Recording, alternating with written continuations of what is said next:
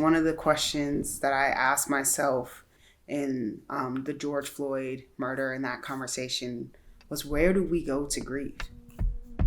I think what's significant here is that grief to action is specifically for people, the global majority, African heritage people that are really holding space for their grief that's generational and also current. And that's the priority. And we also want to make sure this is financially accessible. There's one thing to grieve, it's another thing to have to pay to process your grief in a way that, to me, feels like it's just perpetuating white supremacy and oppression.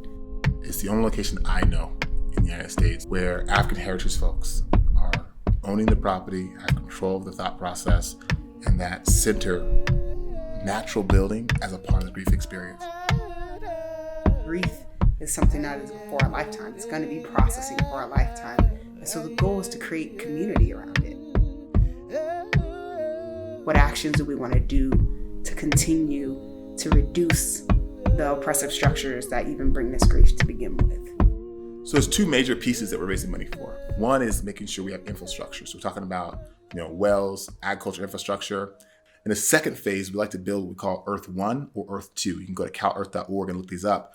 Throughout the building of this process, you can see a lot of white folks showing up. We invited white folks. Often I say, 10 years from now, I don't want to see us in this workshop, just in a circle, processing our racism. I want to see us doing something, actually doing something. What we're seeing right now is the action. When I think about our white allies in this work who are wanting to support the Grief to Action Camp, it is a level of not just activism in the sense of supporting BIPOC folks, but it's also deeply supporting the greater conversation of liberatory work in general. Because by you supporting this work, it's not just directly supporting the BIPOC folks that are here on the land.